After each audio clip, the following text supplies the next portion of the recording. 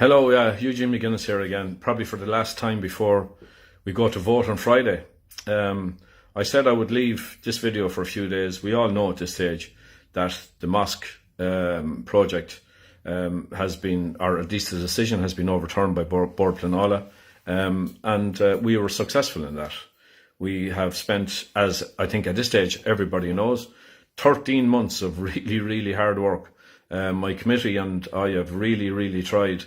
We've engaged with all of professionals in an attempt to put comprehensive objections together to stop that development, and we have been successful.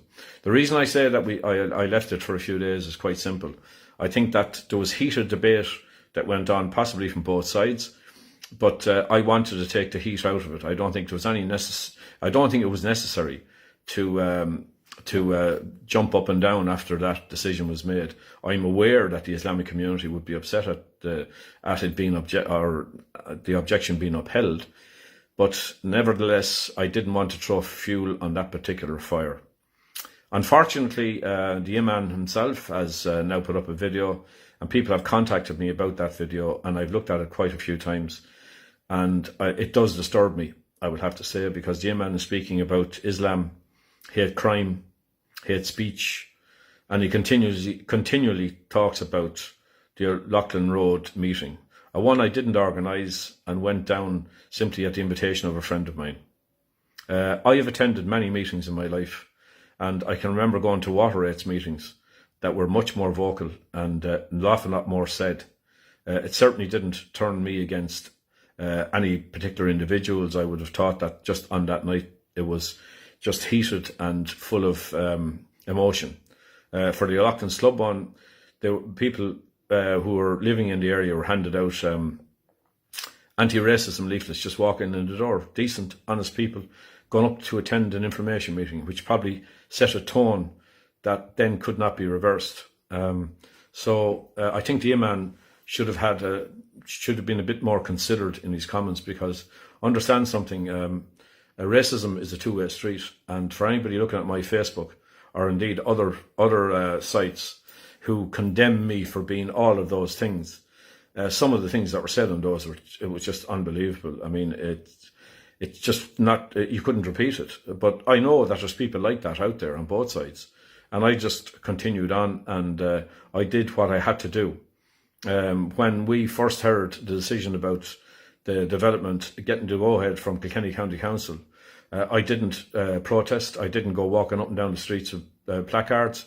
I decided I was going to continue on through the planning process, and ultimately the checks and balances are in there, and Bord Pleanála is that check and balance. I had my doubts, I have to say, near the end because of the way the decision was deferred, but ultimately Bord Pleanála have come through and restored my faith, certainly, in those institutions, and handed down their decision.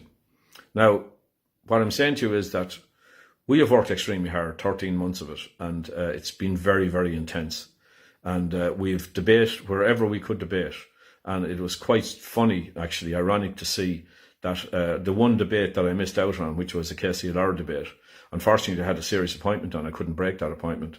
But to listen to Joe Malone, Councillor Joe Malone, demanding that I should be there to answer questions. I've been here, Joe, for 14 months. I haven't seen you. I wouldn't have been able to see you with binoculars. You and all your other colleagues were gone, hiding in the political high grass. And now you come out so close to a local election and you demand debate. It's quite ironic that for all those 13 months you continue to say it's a planning issue and you cannot comment on a planning issue. Well, the leader of your group, Andrew McGuinness, has come out and condemned the planning procedure on the far side of town. Now, I know perfectly well Andrew lives over there, and maybe it's closer to his heart, but he is commenting on a planning issue. No difficulty whatsoever. So why wouldn't he comment on what's happening over here? Why wouldn't you comment on what's happening over here? So Joe, when you decide that you're going to demand a debate, maybe you should have thought of that almost a year ago. Trying to sneak a few votes now, I think, is an indication of what kind of councillor we have in the Borough Council. And I'm saying to the public out there, if that's what you want, if you want to go around and look at those glossy photographs, if you want to listen to all of what you're being subjected to, the phone calls, almost demanding that you vote for somebody, well, democracy is going to die. Because believe me, Ireland is changing. It's changing dramatically. There are people standing idly by and watching the Irish flag be torn down from its mast, and they don't seem to mind. The politically correct of this world and the keyboard warriors are starting to infiltrate all of the political parties. And I will have to say that what is needed now is politicians who are prepared to stand up and prepared to speak out and not be influenced by this rubbish. I have proven myself over the last 13 months to be one of those people. I am hoping that when you come out on Friday, that you will remember all of what I've done. I am hoping that you would help and give Luke O'Connor that all-important number 2. Because I can say this, I did this not because my heart is in politics. I did this because my heart is in Kilkenny City. My father's heart was in Kilkenny City. My fight is for Kilkenny City. And if somebody doesn't make a change, not only in this city, but in Ireland, democracy is dead. So what better place to start that fight than this beautiful medieval city of Kilkenny? What better place to show the rest of the world that we are not going to roll over, that we are not going to remain silent. As I said before, I was born on the 24th of April, the very day that that tricolour was raised over the GPO. They didn't die so that I'd remain silent. That's why I stand up now. That's why I'm looking for your number 1 vote.